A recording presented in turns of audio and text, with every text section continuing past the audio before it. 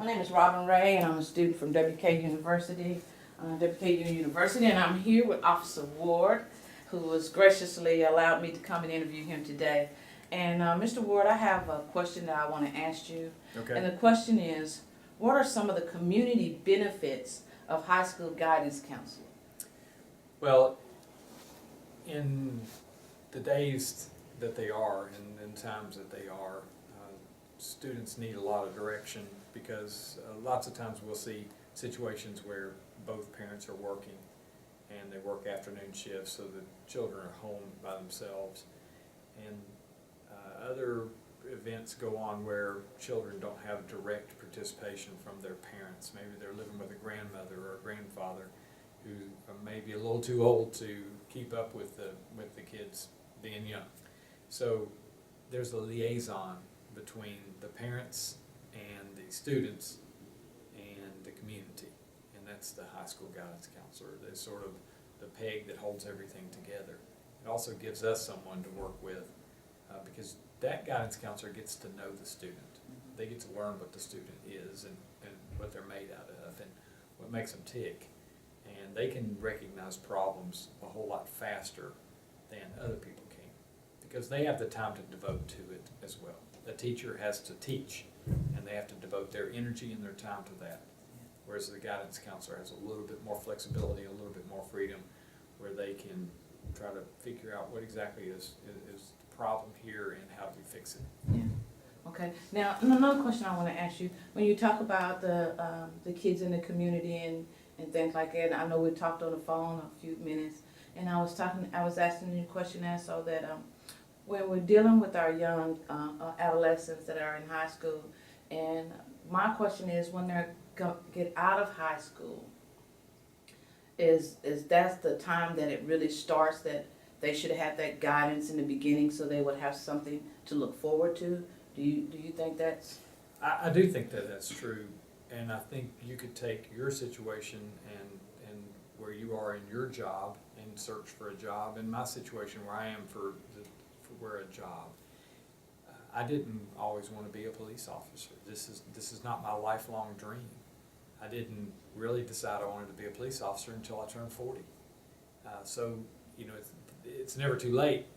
But I'll tell you, the things that my guidance counselor taught me in high school, I still remember now. That she, I was very fortunate because she was in my elementary education as well, from 6th grade all the way through high school. I knew her, and even after high school, I was friends with her. So she was an influence on my life. She helped me through my elementary school all the way up into high school, and she was the teacher in elementary school, then became the guidance counselor in high school.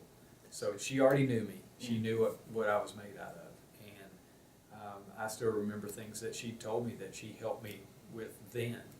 That now. So she was an integral part, and the relationship that we developed in elementary education and high school education carried me through my entire life. And I think that's very important because, as you said before, we have some young adolescents that do not have that connection with their parents at home due to some working. You got 2-parent homes, but everybody's working. Then you got one single-parent homes where you just got the one parent working and the kids are there by themselves. So I'm thinking that this positive influence that can come from the guidance counselors can also help them in years to come. It can. I think the flaw with all of that is that the schools are made up of so many children. There's so many more kids in schools now than there were when we were younger. Yeah. And I think it's just unfortunate because teachers don't have that time now to develop the relationship as well and as solid. Being from a smaller town, we were able to, we knew our teachers. We would see them outside of school, and our parents knew our teachers. Now there's so many kids, and there's so many other events that come into play, and families being broken like they are. It almost seems like the system's broken, but it's really not. It still works. It's still in place. It just requires a little bit more effort, especially from the guidance counselor part, because they got more kids to keep up with now. Now, I talked with the guidance counselor here in Bowling Green at Warren Central High School, Miss Rogers, great person. I loved her personality. I loved the fact that one of her biggest statements was, you gotta get to know the kids. And she stated that in order for you to help them to pursue something after high school, you got to get to know them. And she said that personal one-on-one is kind of hard because nowadays guidance counselors in high school have so much more to do. It's not like it was when you and I were in high school. That's right. And so now they have so much more on their plates. They do testings and things like this on a daily basis, and then they get the kids to come in every now and then. And so that was one of the biggest problems that high school counselors are facing now. I know that we here in Warren County have a detention center.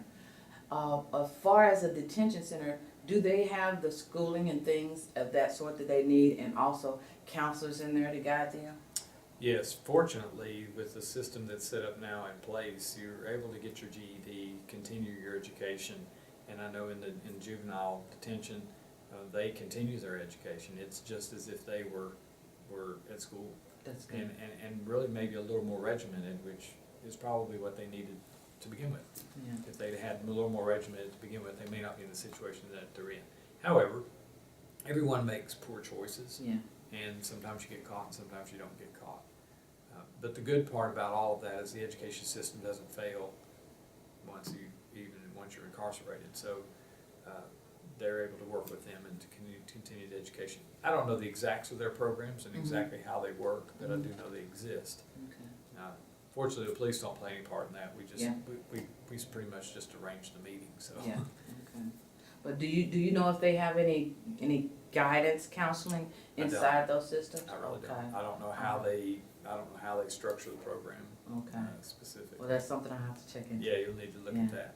Now, when we're dealing with the community benefits, I know you get a lot of calls, like you said, that to come and pick up kids when they don't want to go to school and things like that. But I'm looking for some of the positives after high school graduation. How does that positive aspect affect those young adults as they come out of high school and for the community? Well, I'll tell you, it really starts with us at a young age, because you can have an officer that may work in a certain district, and they get to know people inside that district, and they see them from time to time, and maybe even see them when they're off duty. But really what the kids see is the uniform. And we want them to learn early on not to be afraid of us, because we are here to help help them, and that's what we do. But we want that interaction between the police and not the department, but as an officer. We want that officer to become sort of ingrained in their community that they have, the district that they work in.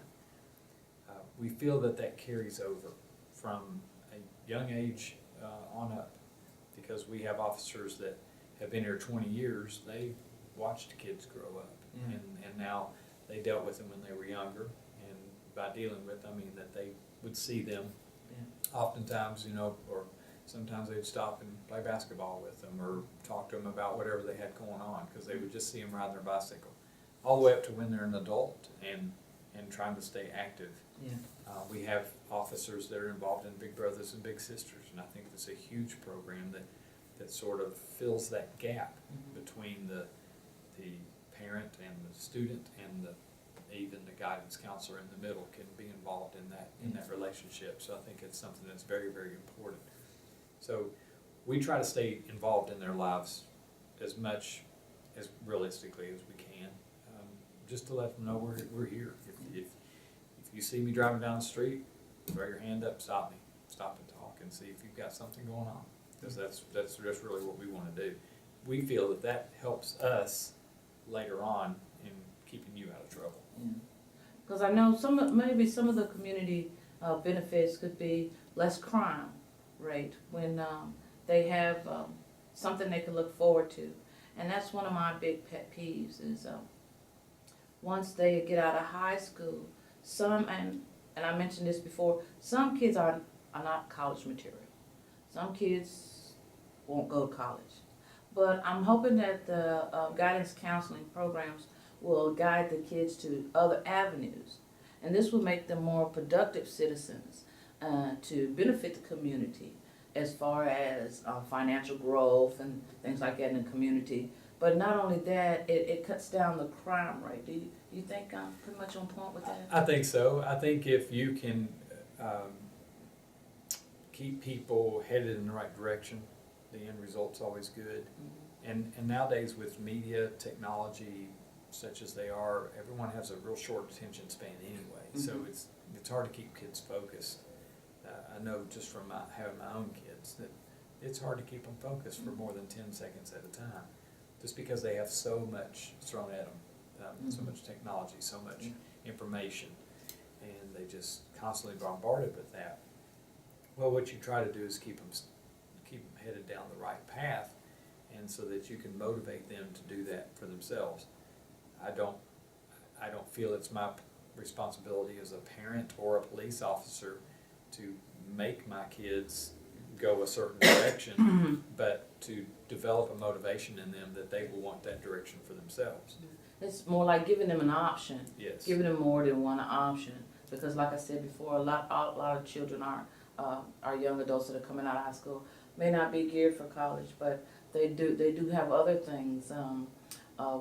One thing I do like that we have trade school and technology schools and things like that will kind of guide them to something that they want. But then you got other kids that have different passions, the arts, for say, and not in all arts. You can think about painting, you can think about acting, you can think about things of that sort. Yes. So I think it's very important to also for the ones that may not be college material, so to speak, to be able to be encouraged to live their dreams. And then I think within a community, because we have the International Festival here in Bowling Green, which I love to go to every year. And you see some of the young adults that have their different paintings and things of that sort, different arts and things that they have. And do you think that's important to encourage those as well? I do. I think that you've got to realize that Bowling Green and other communities, even smaller than Bowling Green and much larger than Bowling Green, are becoming melting pots, and you're getting all cultures and races and religions coming into your area. And sometimes it's a little hard to accept that, and then that creates an outcast person, and then that outcast person will search for other things to be a part of or to be accepted in, which are really how gangs start. Yeah. It's because kids are looking for some acceptance, and they find that in their own peers. Yeah. And obviously, most of the time that doesn't turn into a good situation. Yeah. End up dealing with the police. But if they realize how things are and they can get along with other people and become interested in the cultures and other societies that are in their area, in their community, that also gives them other avenues, and to realize that there is a world much beyond the wall that they've built around themselves, to think that they are stuck in the neighborhood. And something our officers try to do too is to just tell kids, look, there's you can do anything that you want to do. You can be anything that you want to be. And you don't have to be stuck here if you don't want to be stuck here. Yeah. Some people like to be home. They want to be in the same community that they grew up in. But other people, if they realize, I really don't like this, go find something else. Yeah. You can do that. Yeah. We have the ability right now to get on the computer and to view the whole world in just a short amount of time. You can look at pictures from all over the place, and you can be a part of the military. And, you could take that avenue, or you can get a job that allows you or requires you to travel and go see something beyond your community. Yeah, I think that's great. I'm encouraging our grandson. He will graduate next year. Come August. He's in Laverne, Tennessee. And sometimes he says he wants to go to college, sometimes he don't. And then he says, maybe I'll go to the Air Force, because my husband was in the Air Force and retired. My father was in the Air Force and retired. And so I told him what an exciting life I had, Yes. traveling around the world. Yep. But the thing about that, I wanted him to know that it gives him the opportunity to view different communities and be in different places and be with other people, Right. just, not like himself, but it'll give him a sense of, respect for himself. Yes. And I think that's what a lot of these youth are missing, respect for themselves. Yeah, I think that's a huge, I think that's a huge part of it, that they've never really been given much self-worth. Mm-hmm. So as they grow up, they have very little self-respect for themselves and don't treat life as something that's fragile, Yeah. and really have no respect for that. Yeah. And there's other factors that come into that too, but I believe you're right. I believe a whole lot of it is they just lose respect for themselves, and then we show up and they're thinking that we're going to respect them and we're there to take care of a problem. Yeah. And if you're the problem, then we're going to take care of that. So it's just unfortunate. At some point in time, we have to draw the line, and our line's pretty much it's very clear Yeah. on what we're going to do and what we're not going to do. And sometimes that fits in your agenda, and sometimes it doesn't. Yeah. And so for the mentoring program here, excuse me, the mentoring program here with the police department and other law enforcement officers with the youth, how would you say that is going within this community? Well, Has it helped? I tell you, it probably does, and most of the time, unfortunately, in programs that are created like that, is you never really do see the end result. Yeah. But I think the best result that you can see is not seeing a result. Yeah. And that's the fact that we don't have to deal with this person later on, and they're not in trouble all the time, and they're not doing things that they shouldn't be doing. Yeah. And so I think that kind of shows that it does work, but we're not the ones. We're just a small cog in the whole wheel that makes the thing work. And we do that through our school resource officers that are assigned to a school. We try to keep the same officer assigned to the same school for as long as they possibly can. Yeah. Obviously, we do shift work. Sometimes it has to change, but we try to keep the same officer in the same school. That way the kids get to know that officer. And then the same districts, we try to keep the officer working the same district all the time. And then that allows them to get to know the kids. So we get out somewhere and the kids come rushing up, we love that, because we realize they're not scared to death of us. Yeah. One of the things that we find challenging is other cultures that move into our area, how they were treated by the police in their home country or town or wherever they came from. They carry that over to here and expect that we're the same way. So sometimes we have to break those barriers down to get them to understand that it doesn't have to be like that. And most of the time it's from another country to ours. Yeah. And we have a lot of freedoms here that other countries don't. Yeah. And a lot of that involves the police. Yeah. So they show up and they expect the same thing, and we really said, hey, this is America. It's not like that. Yeah. You know, we're not here to do bad things to you. We're here to help you. That's right. And so sometimes the kids are scared of us, and that's a hard barrier to cross because kids don't really understand. Yeah. So sometimes it takes some time for them just to get used to us and see, hey, the police really aren't that bad.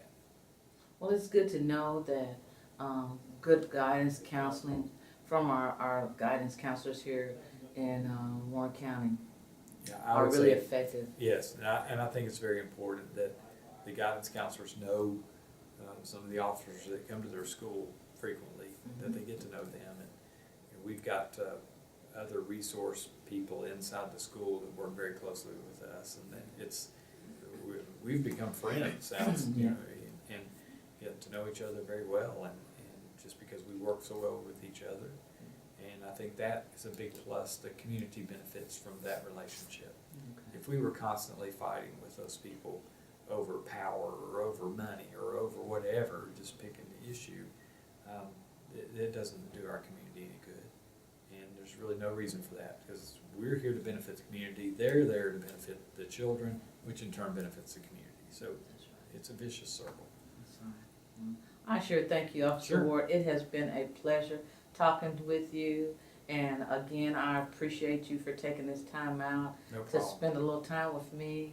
And on behalf of me and the Western Kentucky University and our IDST program, I am appreciative for your No help. problem. Thank And you so much, I sir. do always try to help whenever there's my card. I do Okay. always try to help them because I know they're learning and they, you know, you can go out and take pictures of flowers